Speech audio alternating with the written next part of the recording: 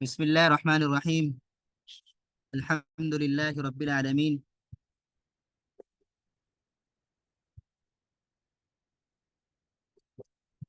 والصلاة والسلام على سيد الأنبياء والمرسلين نبينا محمد وعلى آله وصحبه أجمعين ومن تبعهم بإحسان إلى يوم الدين، أما بعد.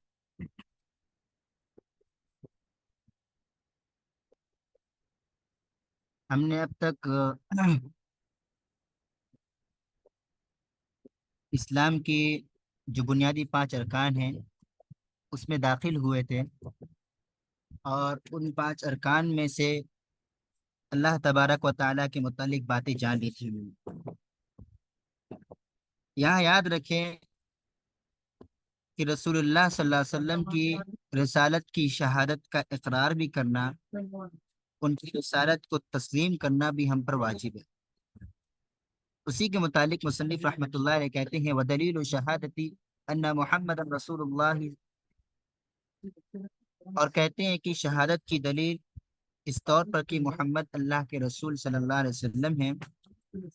اللہ عز و جل نے قرآن مجید میں اس کا ذکر کیا ہے لَقَدْ جَاءَكُمْ رَسُولٌ مِّنْ أَنفُسِكُمْ عزیز علیہ ما عنتم حریص علیکم بالمؤمنین رؤوف الرحیم، یہ کہ یقیناً تمہارے پاس تمہیں میں سے ایک ایسا رسول آیا جس کے اوپر گراں ہے وہ چیز جسے تم گراں سمجھتے ہو، تمہارے سلسلے میں حریص ہے، مومنین کے ساتھ بڑا ہی مہربان اور شفیق ہے۔ پتہ یہ چلا کہ اللہ کے رسول صلی اللہ علیہ وسلم کی شہادت کا اقرار کرنا ہے۔ کیسے کرنا ہے؟ اس طور پر کرنا ہے کہ رسول اللہ صلی اللہ علیہ وسلم کی باتوں پر عمل کیا جائے، ان کو رسول سمجھا جائے، ان کی بتائی ہوئی شریعت جو ہے، بتایا ہوا جو طریقہ ہے اس کے مطابق عمل کیا جائے، کسی طور پر بھی ان کی باتوں سے دور نہ ہوا جائے اور اپنے آپ کو الگ تھلگ نہ کیا جائے، ان کی رسالت میں سے کسی بھی حصے کو ترک نہ کیا جائے، اس کا انکار نہ کیا جائے، اس طور پر شہادت ہوگی۔ یاد پڑتا ہے وہب ابن منبہ رحمۃ اللہ علیہ سے پوچھا گیا، ایک شخص کیا ہے کہ رسول اللہ کلمہ توحید کا اقرار کر چکا ہے، تو کیا ایسا شخص جنت میں چلا جائے گا؟ تو وہب ابن منبہ کہتے ہیں یہ سچ ہے کہ رسول اللہ کلمہ لا الہ الا اللہ کا اقرار کرنے والے مسلمان ہو جاتے ہیں، لیکن رسول اللہ صلی اللہ علیہ وسلم کی شہادت اور ان کی باتوں کو ماننا ایک ایسی کنجی ہے، یعنی کہ رسول اللہ کا کلمہ توحید کا اقرار کرنے والے کو چابی مل جاتی ہے، لیکن رسول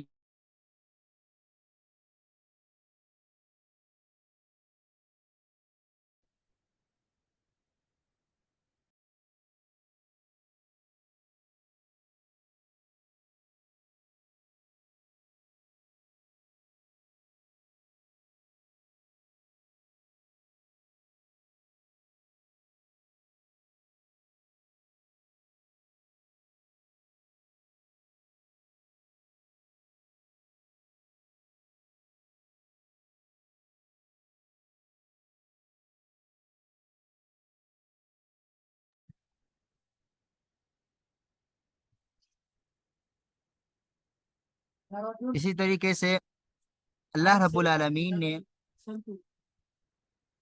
جو رسول اللہ کو چیزیں دی ہیں ان پر عمل کرنے سے اس چابی کے دندانے نکل آتے ہیں، اور اسی چابی کے دندانے کے ذریعے سے بندہ کسی تالے کو کھول سکتا ہے، اور یہ ایک ایسی چابی ہے جس کے ذریعے انسان جنت میں جا سکتا ہے۔ اسی طریقے سے ایمان کا جو بنیادی رکن ہے وہ صلاۃ ہے، نماز ہے، اور ٹھیک زکوٰۃ ہے۔ اللہ عز و جل نے اس دونوں کو قرآن مجید کی ایک آیت میں پرو دیا وَمَا أُمِرُوا إِلَّا لِيَعْبُدُوا اللَّهَ مُخْلِصِينَ لَهُ الدِّينَ۔ اللہ عز و جل نے کہا کہ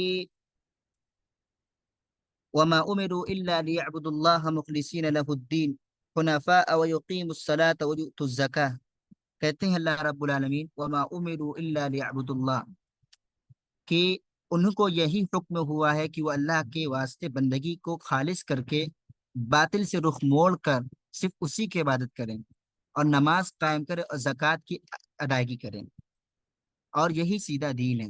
معلوم یہ ہوا ایک انسان ایمان اسلام کے جو بنیادی 5 ارکان میں ہیں، ان میں سے دوسرا درجہ نماز کا ہے، تیسرا درجہ زکوٰۃ کا ہے۔ اسی طریقے سے اللہ عز و جل نے امت اسلامیہ پر زکوٰۃ کو، روزے کو فرض کیا ہے۔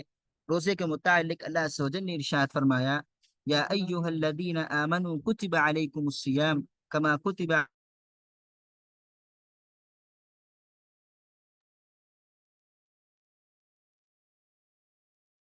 لعلکم تتقون۔ اللہ عز و جل نے ارشاد فرمایا کہ اے لوگو، اے ایمان والو، تم پر روزے کو فرض کیا گیا ہے جیسے کہ تم سے پہلے لوگوں پر فرض کیا گیا تھا، لعلکم تتقون، تاکہ تم متقی بنو، تاکہ تم متقی بنو۔ پتہ یہ چلا روزہ بھی امت اسلامیہ پر اسلام کے بنیادی 5 ارکان میں سے چوتھا رکن ہے۔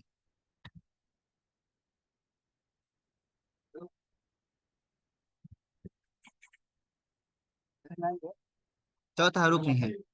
اسی طریقے سے حج کے متعلق اللہ عز و جل نے ارشاد فرمایا، وَلِلَّهِ عَلَى النَّاسِ حِجُّ الْبَيْتِ مَنِ اسْتَطَاعَ إِلَيْهِ سَبِيلًا وَمَنْ كَفَرَ فَإِنَّ اللَّهَ غَنِيٌّ عَنِ الْعَالَمِينَ۔ یہ کہ اللہ عز و جل اور لوگوں کے ذمے اللہ کا حق حج بیت اللہ ہے۔ لوگ اللہ رب العالمین کے لیے لوگوں پر یہ ہے کہ بیت اللہ کا حج کرے، من استطاع الیہ سبیلا، جو اس کی طرف جانے کی طاقت رکھتا ہے۔ مثال کے طور پر بسا اوقات انسان کے پاس طاقت ہوتی ہے، جسم کی توانائی ہوتی ہے، اس کے اندر طاقت و قوت ہوتی ہے، جوان ہوتا ہے، لیکن وہ کہیں چلنے پھرنے اس کے پاس اتنے پیسے نہیں ہوتے کہ وہ کہیں جا سکے، وہ جا سکے بیت اللہ کے حج کرنے کے لیے، تو طاقت کا مطلب نہیں ہے۔ کبھی کبھار ایسا ہوتا ہے اس کے پاس بہت دولت ہے لیکن اس کا جسم ساتھ نہیں دیتا، تو دوسرا مطلب یہ ہے، یعنی انسان کے پاس بدنی طاقت کے ساتھ ساتھ مالی طاقت بھی ہو تبھی وہ بیت اللہ کی طرف حج کرنے کا حکم دیا گیا ہے۔ وَمَنْ كَفَرَ فَإِنَّ اللَّهَ غَنِيٌّ عَنِ الْعَالَمِينَ، اور جو شخص انکار کرے، فَإِنَّ اللَّهَ غَنِيٌّ عَنِ الْعَالَمِينَ، تو اللہ رب العالمین بے نیاز ہے سارے جہان والوں سے۔ یہاں پر ایک چھوٹا سا واقعہ ہے۔ ایک شخص نے کبھی کسی زمانے میں اس بات کا اقرار کیا کہ میں اس بات کو مانتا ہوں کہ اسلام کے 5 بنیادی ارکان ہیں، لیکن جب حج کے بارے میں بات اس نے کی تو کہتا ہے کہ میں حج کا انکار کرتا ہوں۔ اس کی وجہ اس نے یہ بتائی کہ اگر حج فرض ہوتا، یہ ہوتا، تو اللہ عز و جل کیوں طاقت کی بات لگاتا، طرح طرح کی باتیں لگائیں۔ اللہ عز و جل نے اس آیت کے اندر اس بندے اور کیا کہتے ہیں سارے دنیا کے اندر انکار کرنے والوں کا رد کر دیا ہے۔ وَمَنْ كَفَرَ فَإِنَّ اللَّهَ غَنِيٌّ عَنِ الْعَالَمِينَ، جس شخص نے اللہ عز و جل کی چیزوں سے انکار کر دیا، اس کے احکام سے انکار کیا، اس سے بے نیازی دکھائی، تو اللہ رب العالمین بے نیاز سے سارے جہان والے سے ہیں۔ اب یہاں پر بات آتی ہے، جو حدیث جبریل کے اندر جو دوسرا مرتبہ بیان کیا گیا، وہ مرتبہ تھا ایمان کا۔ ایمان کا مرتبہ،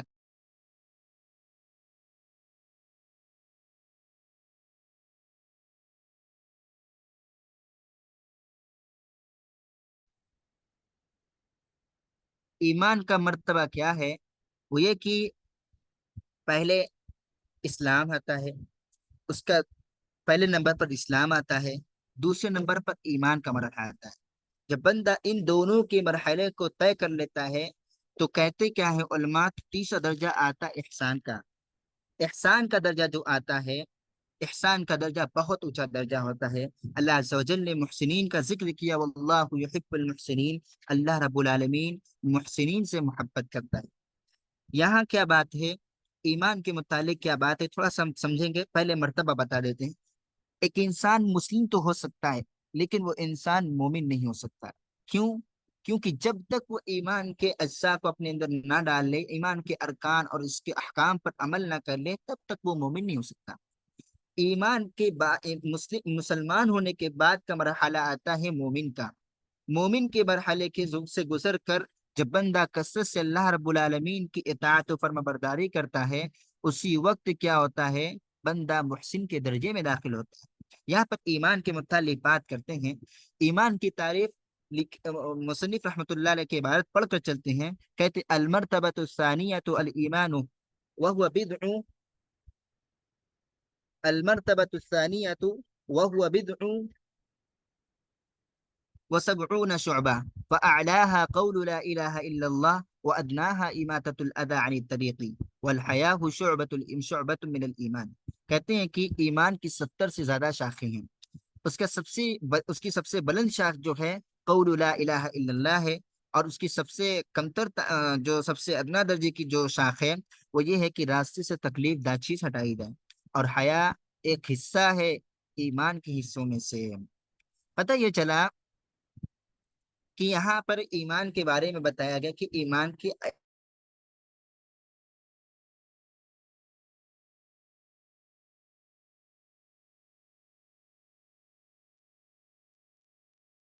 ہم بیان کرنا چاہتے ہیں پہلے ایمان کی تعریف۔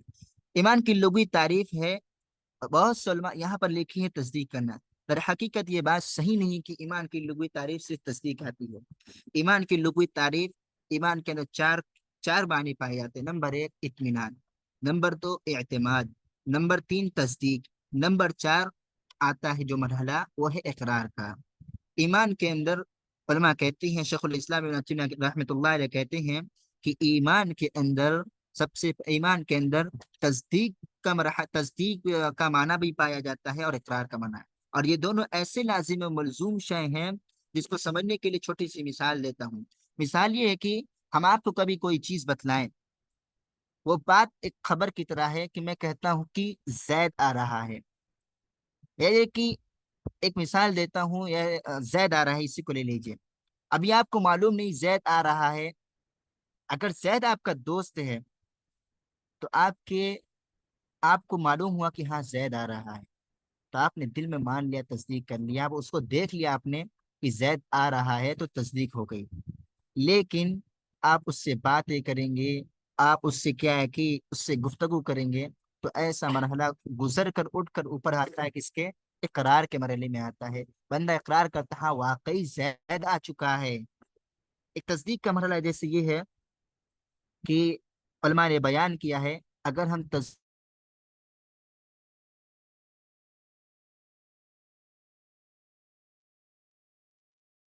ابو جہل یہ بات کہا کرتا تھا کہ میں اللہ پر ایمان تو رکھتا ہوں، میں اس بات کو بھی مانتا ہوں کہ رسول اللہ اللہ کے اللہ کے محمد صلی اللہ علیہ وسلم اللہ کے رسول ہیں، وہ دل سے مانتا تھا، صرف تصدیق کرتا تھا، لیکن رسول اللہ کی اتباع نہیں کرتا تھا، وہ اپنی کفریہ عقائد کو نہیں چھوڑتا تھا۔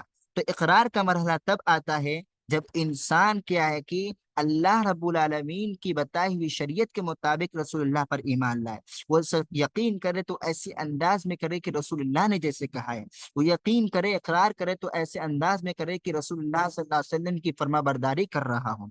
یہی لغوی تعریف ہے ایمان کی، کہ ایمان کے اندر لغوی تعریف یہ ہے ایمان کی کہ اس کا معنی تصدیق کرنا ہے، لیکن ساتھ ساتھ اس میں اقرار بھی پایا جائے گا، اقرار بھی آتا ہے، صرف ایمان کا معنی تصدیق کرنا نہیں آتا، بلکہ ساتھ ساتھ اقرار کا بھی معنی پایا جاتا ہے۔ ایمان کی شرعی تعریف کہتے ہیں علماء، اس کو خمس نونات کے نام سے یاد کرتے ہیں۔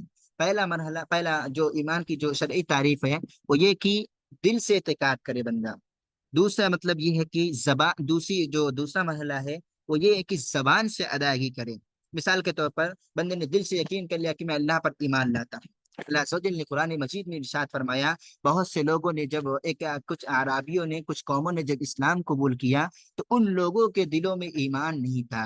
رسول اللہ صلی اللہ علیہ وسلم کو اللہ رب العالمین نے خبر دی، قالت الاعراب آمنا، دیہاتی لوگ کہتے کہ ہم نے ایمان لائے، لیکن اللہ عز و جل نے اس کا اقرار کروایا۔ اللہ عز و جل نے کہا وَلَمَّا يَدْخُلِ الْإِيمَانُ فِي قُلُوبِكُمْ، کہ فی قلوبہم، ان کے دلوں میں کیا ہے کہ ابھی تک ایمان، وَلَمَّا يَدْخُلِ الْإِيمَانُ فِي قُلُوبِكُمْ، کہ ابھی تک ان کے دلوں میں ایمان تمہارے آپ کہیے کہ ابھی تک آپ کے دلوں میں، ان لوگوں کے دلوں میں ایمان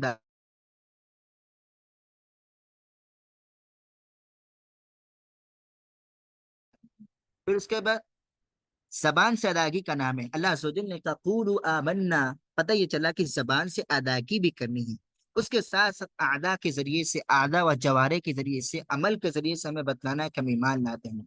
اعمال کیسے کہتے ہیں کہ ایمان کو کیا کہتے ہیں، आदा के जरिए से कैसे बताना है, ईमान की शरई तारीफ में अमाल कैसे दाखिल है, अल्लाह अज़्ज़ व जल ने इसको खुद बयान किया है। अल्लाह अज़्ज़ व जल ने कहा कुरान मजीद में कि अल्लाह अज़्ज़ व जल ने कुरान मजीद में एक मकाम पर ईमान को, नमाज को ईमान के नाम से ताबीर किया है। इसका साफ मतलब ये है कि नमाज बंदा अपने आदा व जवारे के जरिए से नमाज पढ़ता है। जब बंदा नमाज पढ़ता है तो उसके आदा व जवारे हरकत करते हैं। तो कहते हैं कि इस बात का इकरार करता है कि मैं अल्लाह पर ईमान लाता हूँ। इसीलिए उलमा ने ईमान की तारीफ में दिल से इत्क़ाद करने को, जबान से इकरार करने को, आधा के जरिए से अमल करने को ईमान कहा है। साथ में उलमा ये भी कहते हैं कि ये ईमान जो होता है घटता और बढ़ता भी रहता है। ईमान कैसे घटता है? ईमान घटता है गुनाहों के जरिए से, और बढ़ता है नेकियों के जरिए से। बंदा जब नेक अमल करता है, नेकियों के जरिए से उसके अमाल में इजाफा, उसके ईमान,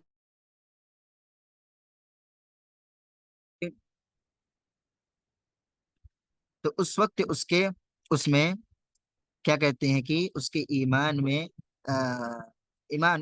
जब वो नेक अमल करता है तो उसके ईमान में इजाफा होता है, और जब गुनाह के काम करता है तो उसके ईमान में कमी होती है। इतनी बात हो गई। ईमान के अंदर किन किन चीजों पर ईमान लाना है? नबी अलैहिस्सलातु वस्सलाम से जिब्रील अमीन ने पूछा। कहते हैं नबी अलैहिस्सलातु वस्सलाम, अन तु'मिना बिल्लाहि, कि अल्लाह पर ईमान लाओ, अल्लाह पर ईमान लाओ। तो कहते हैं कि अल्लाह पर चार चीजों से ईमान लाया जाएगा। कैसे? चार चीजों पर। नंबर एक, अल्लाह पर चार चीजों से ईमान लाया जाएगा। उसके वजूद पर ईमान लाया जाएगा, उसकी रुबूबियत पर ईमान लाया जाएगा, उसकी उलूहियत पर ईमान लाया जाएगा, उसके अस्मा और सिफात पर ईमान लाया जाएगा। ये चार चीजें हैं जिस पर ईमान लाना हमारा वाजिब है। हमने आज से पहले के दर्स में अब तक हमने अल्लाह रब्बुल आलमीन पर ईमान लाने के मुतालिक तीन चीजों के मुतालिक हमने खबर दी थी। रुबूबियत पर ईमान, उलूहियत पर ईमान, अस्मा और सिफात पर ईमान। वजूद पर हमने बात नहीं की थी। वजूद पर हमने बात नहीं की थी। अल्लाह सवजल के वजूद को, अल्लाह सवजल का वजूद है, बहुत से लोग इसका इनकार करते हैं। लेकिन अल्लाह सवजल का वजूद कई तरीकों से साबित होता है। नंबर एक, इंसान फितरत से भी इसको साबित कर सकता है। अल्लाह सवजल के वजूद को, अल्लाह सवजल के वजूद को बंदा फितरत से साबित करता है। ये कि हर मखलूक की पैदाइश फितरतन इस अंदाज से होती है कि बगैर तालीम और बगैर सोचे समझे अपने खालिक पर ईमान रखता है। इसलिए इस फितरत से वही शख्स इनकार कर सकता है जब उसके दिल पर कोई ऐसी चीज तारी हो जाए जो उसे फितरत से फेर दे। नबी अलैहिस्सलातु वस्सलाम का फरमान है, कुल्लु मौलूदिन यूलदु अलल फितरा, कि हर बच्चा फितरत के मुताबिक ही पैदा होता है।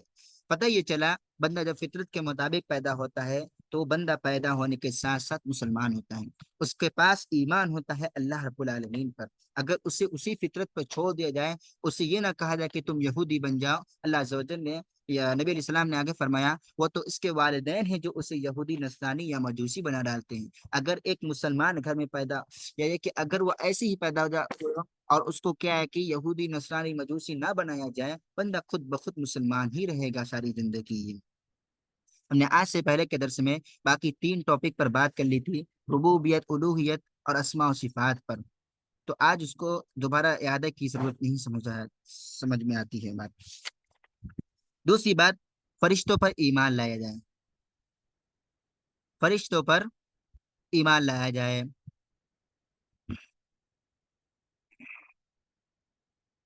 फरिश्ते अल्लाह अज़्ज़ व जल की एक मखलूक है, जो गैबी मखलूक है, जिनको हम देख नहीं सकते। अल्लाह ताला की इबादत गुजार हैं। उनकी रुबूबियत और उनमें रुबूबियत और उलूहियत की कोई खुसूसियत नहीं है। उनके मुतालिक उन पर भी चंद चीज जरिए से ईमान लाया जाएगा। नंबर एक, उनके वजूद पर ईमान लाया जाएगा कि उनका वजूद है। नंबर दो, जिन फरिश्तों के हम नाम जानते हैं उन पर ईमान, नाम बनाम लाया जाएगा, और जिनका नाम हम नहीं जानते उन पर भी ईमान लाया जाएगा। नंबर तीन, फरिश्तों की सिफात पर ईमान लाया जाएगा।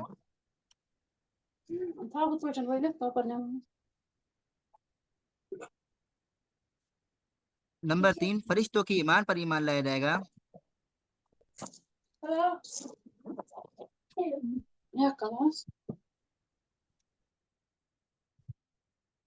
नंबर तीन, فرشتوں کے ایمان پر بھی ایمان لایا جائے گا،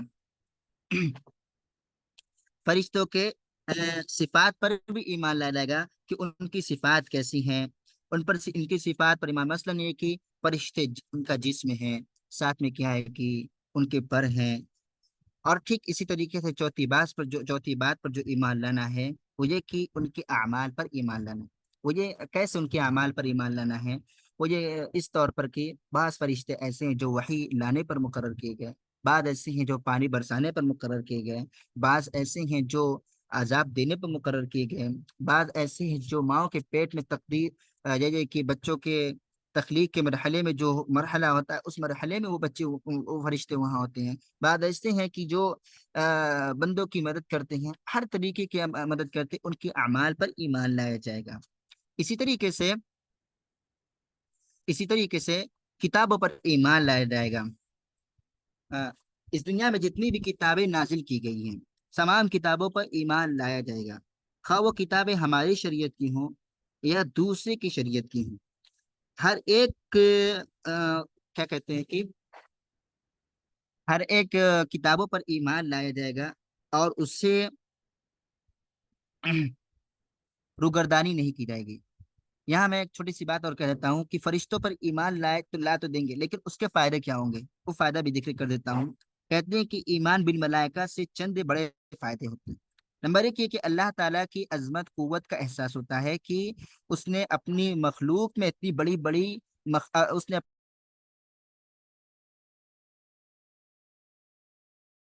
ایک ایک دوسری چیز یہ پتہ لگتی ہے اللہ تعالیٰ کی ایک دوسری چیز یہ پتہ لگتی ہے کہ انسان کے اوپر اللہ تعالیٰ کی عنایات کے تئیں شکر گزاری کا جذبہ ابھرتا ہے کہ اس نے ایسے فرشتے مقرر فرمائے جو ان کی حفاظت کرتے ہیں، ان کی اعمال لکھتے ہیں، اور بہت سے دوسری انسانی مفادات کی ذمہ داری نبھاتے ہیں۔ اسی طریقے سے فرشتوں سے اس بات پر محبت پیدا ہوتی ہے کہ وہ عبادت الہی میں مشغول ہوتے ہیں۔ ٹھیک ہے، یہ بات ہو گئی۔ اسی طریقے سے ہم نے کتاب کے متعلق بات کی، تو کن کن چیزوں پر کتاب پر بھی ایمان لایا جائے گا، لیکن اس کے بھی چند شکلیں ہیں۔ نمبر ایک، اس بات پر ایمان کی ان کا نزول اللہ رب العالمین کی طرف سے ہوا ہے، ٹھیک ہے، یعنی اللہ تعالیٰ ہی ان کو نازل کرنے والا ہے۔ نمبر دو، جن کتابوں کے نام معلوم ہیں ان پر بھی ایمان لایا جائے گا، اور جن کے نہیں معلوم ان پر بھی ایمان لایا جائے گا، ٹھیک، اور یہ بھی مانا جائے گا کہ اس کو لانے والے حضرت جبریل علیہ الصلوۃ والسلام تھے۔ نمبر تین یہ ہے کہ ان میں بیان کی گئی جتنی بھی سچی خبریں ہیں ان کو تصدیق، جیسے قرآن کی تمام باتیں سچی ہیں، ان پر تصدیق کی جائے گی، اور جتنی سابقہ کتابیں ہیں، پچھلی کتابیں ہیں، ان میں جو سچی باتیں ہیں جو قرآن سے میچ کھاتی ہیں، میل کھاتی ہیں، ان پر تصدیق کی جائے گی، اور جو تحریف شدہ ہے، جن کو بدل لیا گیا ہے، ان کو چھوڑ دیا جائے گا۔ اسی طریقے سے چوتھی بات جو ہے،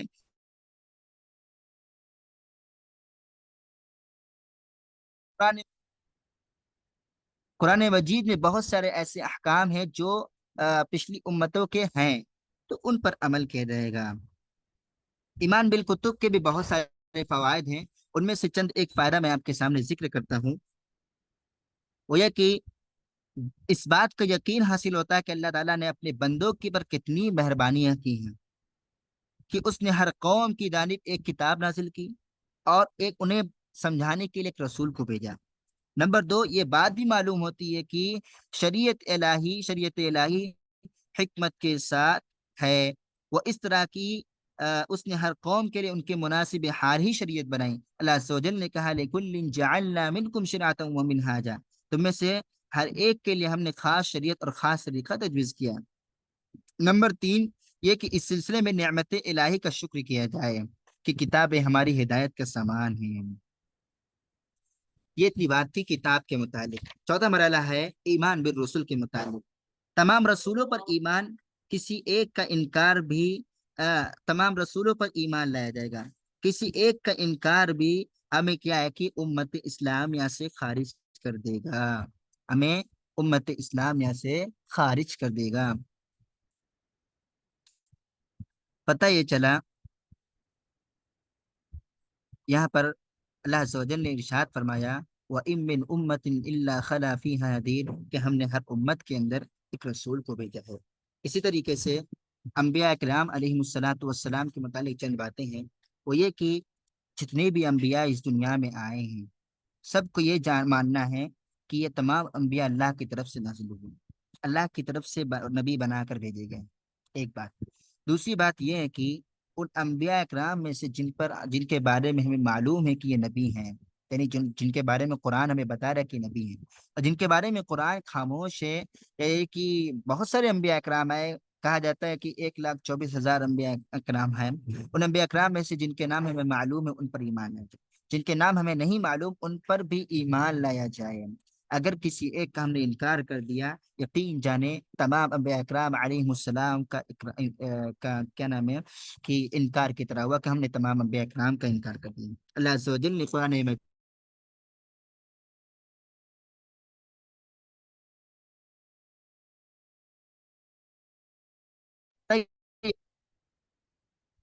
پتہ یہ چلا تمام انبیاء اکرام علیہ الصلاۃ والسلام کیا ہیں؟ تمام انبیاء اکرام علیہ الصلاۃ والسلام پر ایمان لانا ہے۔ اسی طریقے سے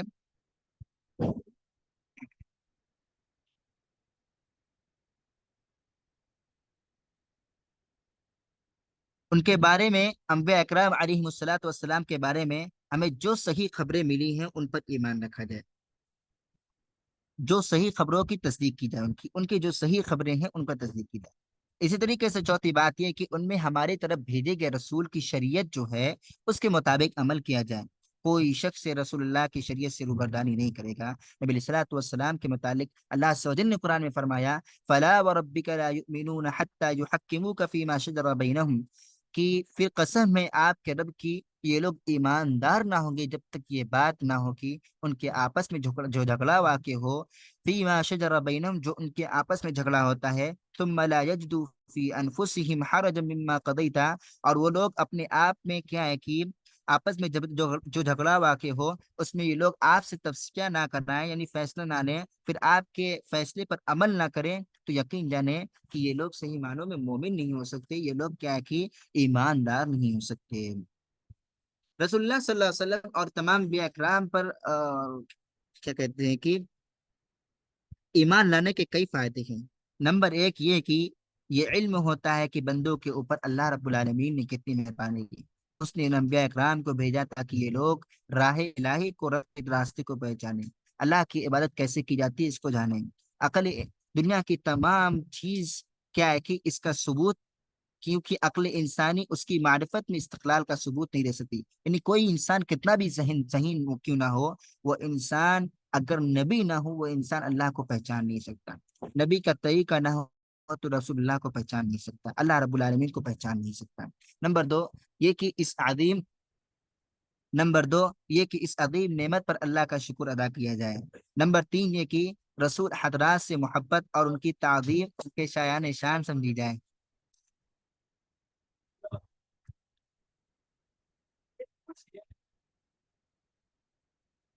اسی طریقے سے ایمان بالیوم الآخر، یعنی قیامت کے دن پر ایمان لانے کے متعلق چند باتیں ہیں۔ نمبر ایک یہ کہ دوبارہ زندہ کیے جانے پر ایمان رکھا جائے، دوبارہ زندہ کیے جانے پر ایمان رکھا جائے۔ اللہ عز و جل نے قرآن مجید میں ارشاد فرمایا کما بدأنا اول خلق نعید وعدا الینا وعدنا علینا انا کننا فاعلین، ہم نے جس طرح اول بار پیدا کیا، پہلی مرتبہ پیدا کرنے کے وقت ہر چیز کی ابتدا کی تھی، اسی طرح اس کو دوبارہ پیدا کر دیں گے، یہ ہمارے دل میں وعدہ ہے، ہم اس کو ضرور پورا کریں گے۔ اللہ عز و جل نے قرآن مجید میں ارشاد فرمایا ثم انکم بعد ذلک لمیتون ثم انکم یوم القیامت تبعثون، بلا شبہ تم لوگ کیا ہے کہ تو پھر تم اس کے بعد ضروری ہے مرنے والے ہو، پھر تم قیامت کے روز دوبارہ زندہ کیے جاؤ گے۔ اسی طریقے سے دوسری بات جو اس میں ہے، حساب و کتاب پر ایمان لایا جائے، بندے کا جتنا بھی حساب و کتاب ہے قیامت کے دن ہونے والا ہے۔ اللہ عز و جل نے ارشاد فرمایا ان الینا ایابہم ثم ان علینا حسابہم، بے شک ہمارے ہی پاس ان کا آنا ہوگا اور پھر بے شک ہمارا ہی ان کام ہے سے حساب و کتاب لینا۔ اسی طریقے سے اللہ عز و جل نے کہا من جاء بالحسنۃ فلہ عشر امثالها ومن جاء بالسیئۃ فلا یجزى الا مثلها وهم لا یظلمون، جو شخص نیک کام کرے گا اس کو اس کے 10 حصے ملیں گے، اور جو شخص برے کام کرے گا اس کو اس سے برابر ہی سزا ملے گی اور لوگوں پر ظلم نہ ہوگا۔ پتہ یہ چلا کہ قیامت کے دن کے حساب و کتاب پر عمل کیا جائے گا۔ یاد رکھیں، اعمال کے حساب و کتاب کے سلسلے میں مسلمانوں کا اس امت میں اجماع ہے، مسلمانوں کا اتفاق ہے کہ قیامت کے دن حساب و کتاب ہوگا۔ اور حکمت بھی یہی کہتی ہے، رسول اللہ رب العالمین نے رسولوں کو بھیجا، شریعتوں کو بھیجا، کتابوں کو بھیجا، تاکہ اپنے بندوں کو آزمائے۔ اب اتنا کرنے کے بعد بھی اگر بندے کا حساب و کتاب نہ ہو تو کیا فائدہ؟ اسی لیے اللہ رب العالمین نے حساب و کتاب کا مرحلہ رکھا ہے قیامت کے دن میں، اب اس پر ایمان لانا ہم پر واجب ہے۔ ایک تیسری بات یہ ہے کہ ایمان بالیوم الآخر میں، یعنی قیامت کے دن پر ایمان رکھنے کے متعلق، وہ یہ کہ جنت پر ایمان اور جہنم پر ایمان لایا جائے، جنت اور جہنم پر ایمان لایا جائے کہ جنت بھی ہے اور جہنم بھی ہے، جنت اور جہنم سے روگردانی نہ کیا جائے، اس کا انکار نہ کیا جائے کہ یہ ہے نہیں، یہ بس ایک افسانوی چیز ہے، ایسا کچھ نہ کیا جائے۔ اللہ عز و جل نے قرآن مجید کے اندر ارشاد فرمایا، ان الذين كفروا من اهل الكتاب والمشركين في نار جہنم خالدین فیہا، بلا شبہ جو لوگ کفر کرتے ہیں اور جو مشرکین ہیں، جو کافر ہیں، اور جو اہل کتاب میں سے جو کافر ہیں اور جو مشرکین ہیں، وہ سب کی سب جہنم میں ہوگے ہمیشہ ہمیش۔ اولئک هم شر البریہ، اور یہ ایک بڑی بدترین مخلوق ہے۔ ان الذین آمنوا وعملوا الصالحات اولئک هم خیر البریہ، اور بلا شبہ جو لوگ نیک ایمان والے ہیں اور نیک عمل کرتے ہیں، یہ بہترین مخلوق ہیں۔ جزاؤہم عند ربہم جنات عدن، ان کا بدلہ ان کے رب کے پاس جنت ہے، ایسی جنت جس کے نیچے نہریں ہوں گی، وہ جو ہمیشہ ہمیش جاری رہیں گی۔ رضی اللہ، اور وہ لوگ ہمیشہ ہمیش میں رہیں گے۔ رضی اللہ عنہم، اللہ عز و جل ان لوگوں سے راضی ہے اور وہ لوگ اللہ سے راضی ہیں۔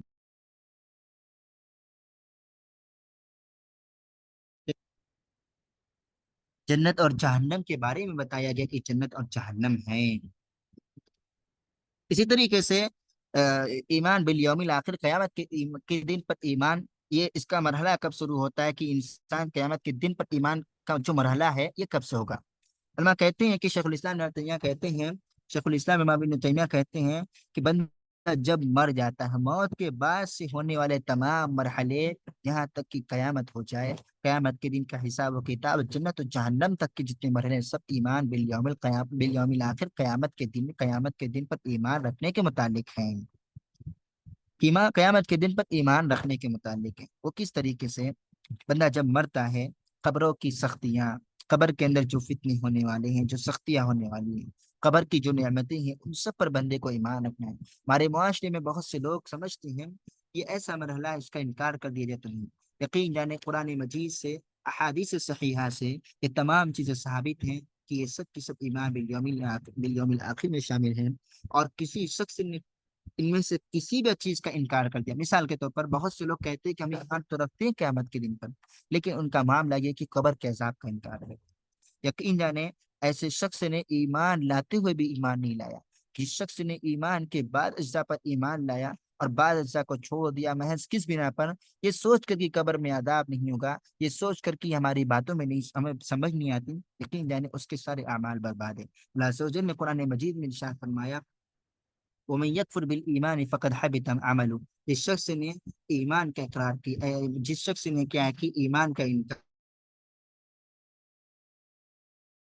کے تمام اعمال غایت اس کے تمام اعمال غارت کر دی جائیں گے، برباد کر دی جائیں گے۔ اس کے بعد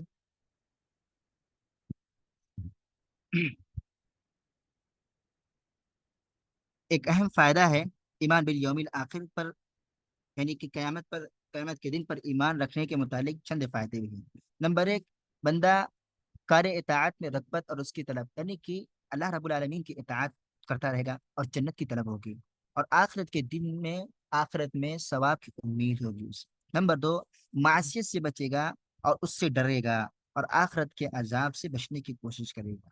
نمبر تین، دنیا میں نہ مل پانے والی نعمتوں پر آخرت کی نعمت اور اس کے ثواب سے مومن کی تسلی ملتی رہے گی۔ کتنی بڑی بات ہے کہ انسان جب ان چیزوں پر ایمان رکھتا ہے تو کتنی چیزیں قیامت کے دن میں پالے گا۔ ایک اہم بات جو ہے، اسی طریقے سے ایمان بالقدر کا مسئلہ ہے۔ ایمان بالقدر کے مسئلے میں چلتے ہیں۔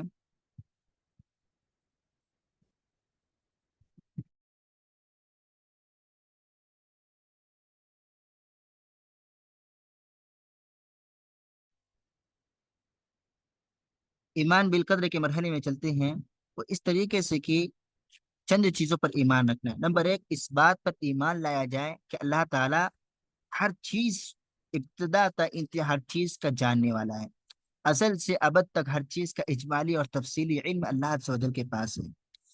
اور جو بندے کرتے ہیں ان کا بھی جو اس کے اپنے افعال ہے، جو اللہ رب العالمین کی صفات ہے، وہ اللہ رب العالمین کو بھی ان سب کا علم ہے، اور جو کیا ہے کہ آگے بندے کرنے والے ہیں ان سب کا بھی علم ہے۔ اللہ عز و جل نے ان کا ذکر قرآن مجید میں جا بجا کیا۔ اسی طریقے سے اس بات پر ایمان لایا جائے کہ اللہ تعالیٰ نے یہ تمام چیزیں لوح محفوظ میں لکھ رکھی ہیں، لکھ دی ہیں۔ خود قرآن مجید کے اس آیت کے اندر، ایک آیت میں اللہ عز و جل نے ان تین دونوں باتوں کو پرو کر رکھ دیا۔ اللہ نے فرمایا الم تعلم ان اللہ یعلم ما فی السماوات ویعلم ما فی السماء والارض ان ذلک فی کتاب ان ذلک علی اللہ یسیر۔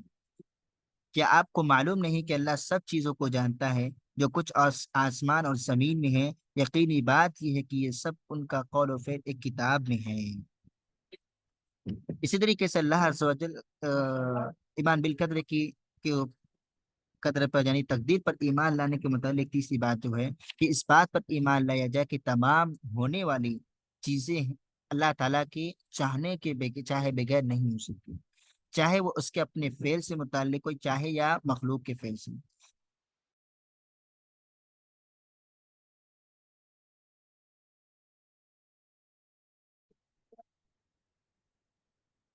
اور اسی طریقے سے اللہ عز و جل نے ارشاد فرمایا وَخَلَقَ كُلِّ شَيْءٍ فَقَدَّرَهُ تَقْدِيرًا، اس نے ہر چیز کو پیدا کیا پھر سب کا الگ الگ انداز رکھا۔ اپنے نبی ابراہیم علیہ الصلوۃ والسلام کے بارے میں فرمایا، انہوں نے اپنی قوم سے کہا وَاللَّهُ خَلَقَكُمْ وَمَا تَعْمَلُونَ، اللہ عز و جل نے تم لوگوں کو پیدا کیا اور ان اعمال کو جو تم کرتے ہو ان سب کو بھی پیدا کیا۔ پتہ یہ چلا کہ تقدیر پر ایمان لانا اس بات کے منافی نہیں کہ بندے کو اپنے اختیاری افعال میں مشیت کے افعال اور قدرت حاصل ہے۔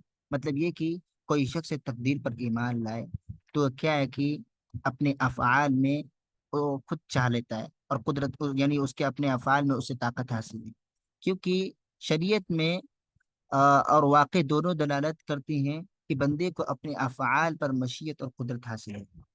جیسی مثال کے طور پر اللہ عز و جل نے چند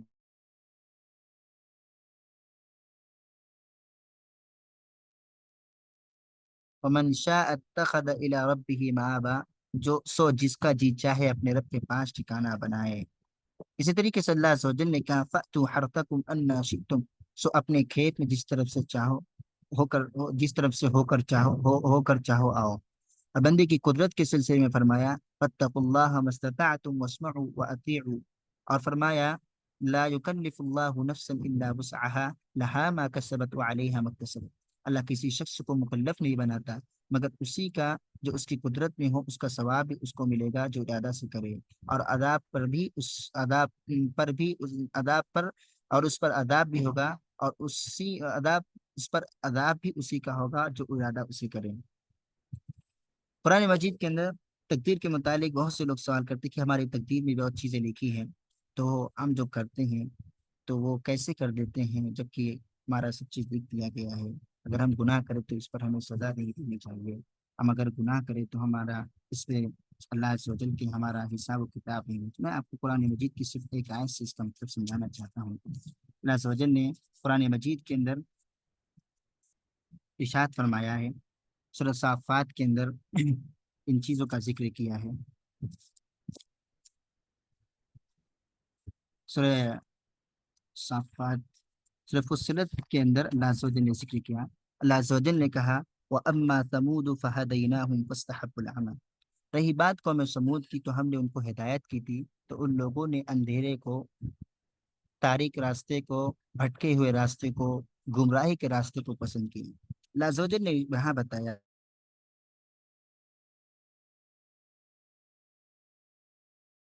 ہدایت کی بھی راستے بھی اور برائی کے راستے اللہ عز و جل نے بندے کو بتلائے تھے، لیکن بندے کا معاملہ کیا ہے؟ قوم سمود کا معاملہ کیا تھا؟ اللہ عز و جل نے انہیں ہدایت کا راستہ دکھلا دیا تھا، لیکن اس کے بعد بھی انہوں نے گمراہی کے راستے پر عمل کیا، گمراہی کے راستے پر چلتے رہے۔ اب اگر دنیا کے اندر انسان اپنے آپ کو ہر چیز پر فٹ کرے، کہ اللہ عز و جل نے ہمارے سامنے ہدایت کا راستہ بھی کھول رکھا ہے، گمراہی کا راستہ بھی کھول رکھا ہے۔ ہمارے پاس طاقت ہے کہ ہم چل سکتے ہیں ہدایت پر، لیکن ہم خود بخود اپنے آپ کو گناہوں میں مائل کیے ہوئے ہیں۔ اس کی ایک دوسری وجہ یہ ہے کہ ہم گناہوں کے اتنی عادی ہو چکے ہیں، گناہ جو ہم سے ہو جاتے ہیں، گناہوں کے اتنے عادی ہو چکے ہیں کہ ہم چاہ کر بھی ایمان کی طرف، اسلام کی طرف، دین کی طرف، نیکی کی طرف پڑھ نہیں پاتے۔ وجہ کیا ہے؟ کیونکہ ہماری عادتوں میں اس قدر یہ چیزیں داخل ہو گئی کہ ہم چھوڑنا نہیں چاہتے ان عادتوں کو۔ اسی وجہ سے ہم سے یہ چیزیں ہوتی ہیں۔ پھر اگر ہم سے یہ چیزیں ہو رہی ہیں تو ان سب کے بارے میں سوال کیا جائے گا کہ ہم نے ہدایت کے سامان کو تمہارے سامنے رکھا، لیکن تم نے گمراہی کے سامان کو پسند کیا۔ ہم نے تمہارے سامنے نیکی کی راہ کھول رکھی، لیکن تم نے کیا کیا کہ قیامت کے دن پر ایمان نہ رکھتے ہوئے، خوف سے نہ، اللہ کا رب العالمین کا خوف نہ رکھتے ہوئے، اندھیری کو پکڑا، گمراہی کو پکڑا، گمراہی پہ چلتے رہے۔ اپنی عادت سدھارنے کے بجائے، سیدھے راستے پر چلنے کے بجائے اندھیرے راستے پر چلتے رہے اور اندھیرے میں ہی چلتے رہے۔ ایک سوال ہو سکتا ہے۔ اب آپ، یہ 6 چیزیں تھی جو ہم نے اور آپ نے جان لی کہ ایمان، اسی کو اصول ستہ کہتے ہیں کہ ایمان جو ہے، ایمان کے متعلق ہم نے یہ 6 چیزیں جان لی۔ تیسرا درجہ جو آتا ہے مقصد کا، بندہ جب اللہ رب العالمین کی عبادت کرتا ہے اور اس کی عبادتوں میں خوشی و خضوع جب آ جاتا ہے، اس کے دل و دماغ پر اللہ رب العالمین کی اطاعت ہی صرف ہوتی ہے، اور ہر لمحہ اپنی زندگی کا اللہ کی عبادت کرتا۔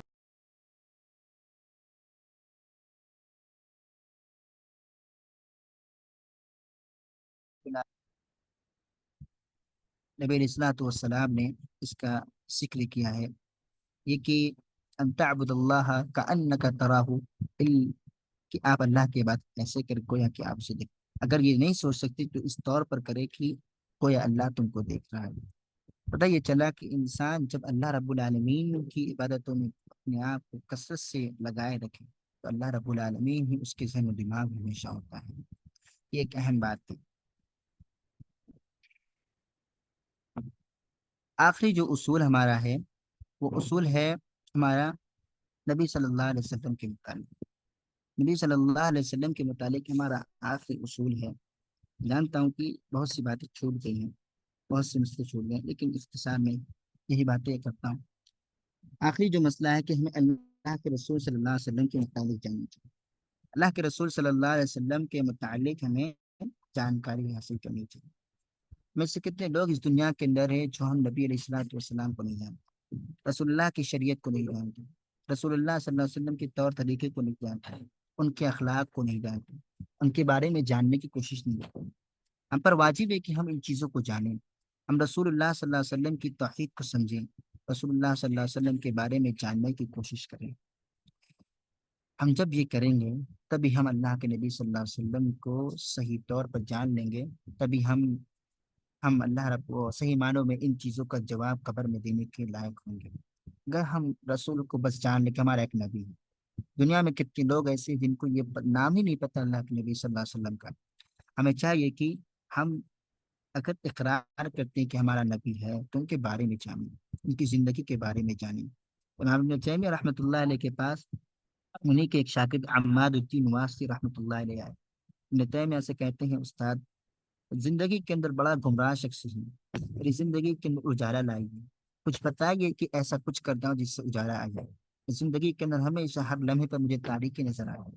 ابن تیمیہ نے کہا کہ پیارے پیارے بیٹے، اللہ کے نبی صلی اللہ علیہ وسلم کی سیرت پڑھو، نبی صلی اللہ علیہ وسلم کی سیرت کو جانو، اللہ عز و جل تمہاری زندگی میں نور بھر دے گا، رنگ بھر دے گا۔ ابن تیمیہ کی وفات کے بعد انہیں کے شاگرد کہتے ہیں، ابن تیمیہ کے انتقال کے بعد کہتے ہیں عماد الدین واسطی، میرے استاد محترم نے جب سے مجھے یہ کام بتایا کہ اللہ کے نبی کی سیرت پڑھا کرو، تب سے میں نے اللہ کے نبی صلی اللہ علیہ وسلم کی سیرت پڑھنی شروع کی۔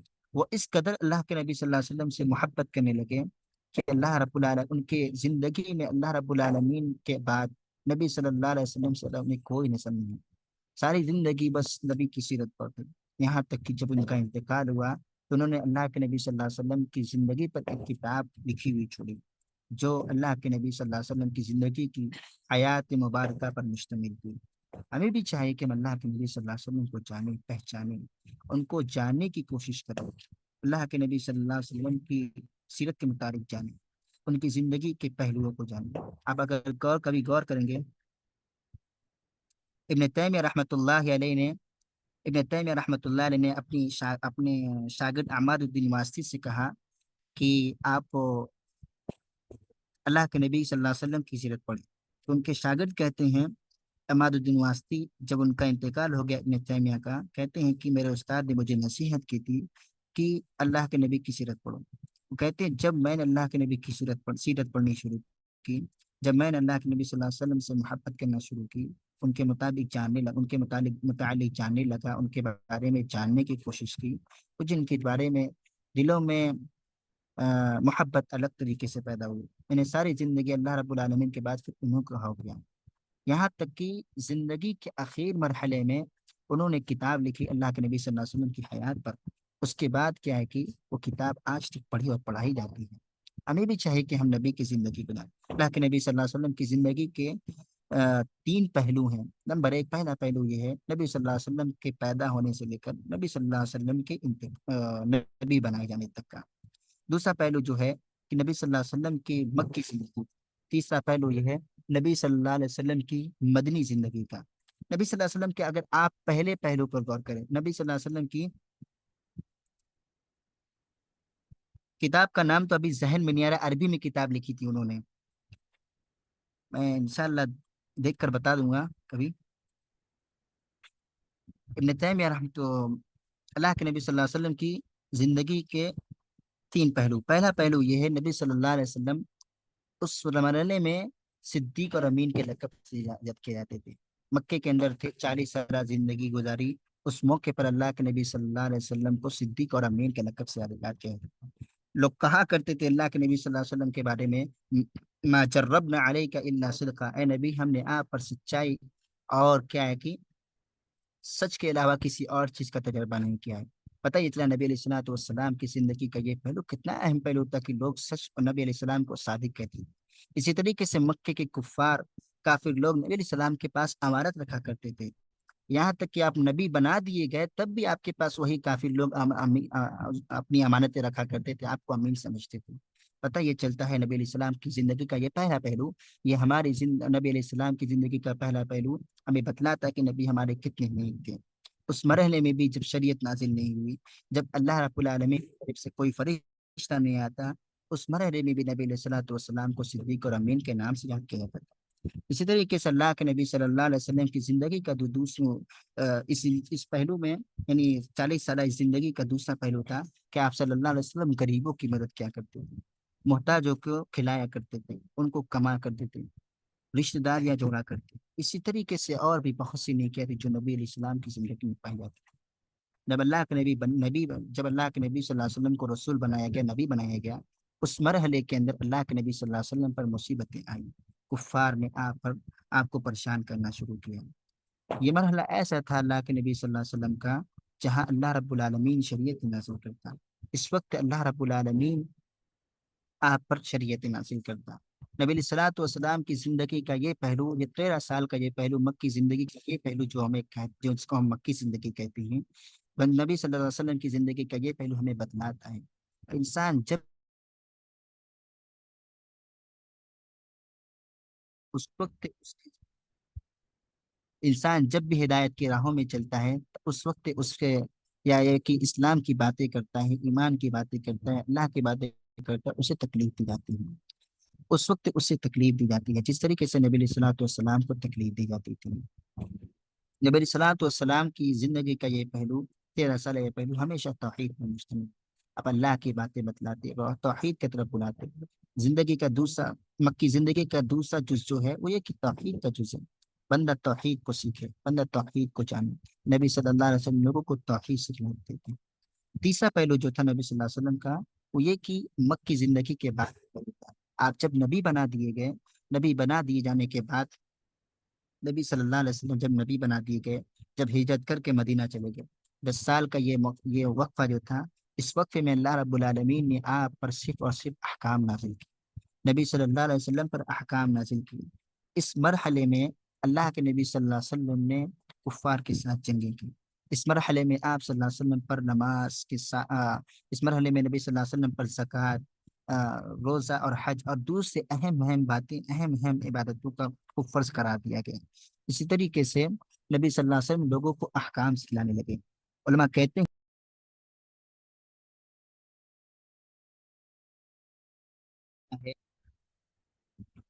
उलमा कहते हैं कि नबी सल्लल्लाहु अलैहि वसल्लम की जिंदगी के इन तीन पहलुओं पर जब गौर किया जाए तो हमें ये बात पता चलती है, मदनी जिंदगी से ये बात पता चलती है कि बंदा अल्लाह के नबी सल्लल्लाहु अलैहि वसल्लम को जितने अहकाम दिए गए उन पर अमल करे।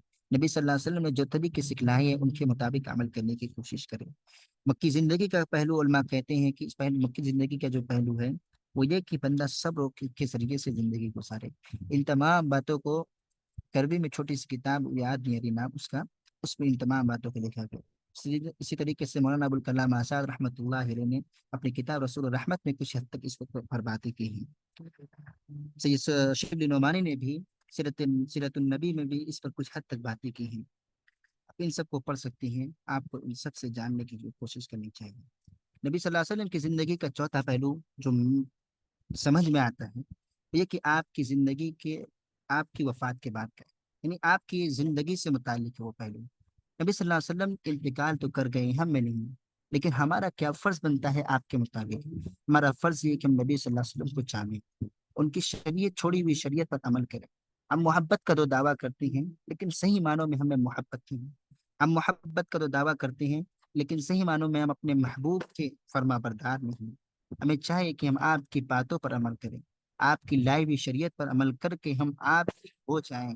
अगर हम में ये जज्बा नहीं है, यकीन नहीं, हम नबी सल्लल्लाहु अलैहि वसल्लम से मोहब्बत के जो दावे कर रहे हैं वो मोहब्बत हमारी खोखली है। उस मोहब्बत में ईमान और जज्बा नहीं है। उस मोहब्बत के अंदर हमारी खुलूस और इल्लाहियत नहीं है। उस मोहब्बत के अंदर हमारे खुलूस नहीं है। हम कितना भी दावा कर लें लेकिन वो मोहब्बत हमारी सही मानों में मुकम्मल नहीं है। इसी पर हम अपनी बात खत्म करते हैं। हमारी ये किताब आज खत्म हो गई। इंशाल्लाह फिर कभी जिंदगी रही तो किसी और दस में मुलाकात होगी। खैर अल्लाह रब्बुल आलमीन से दुआ गो इलाही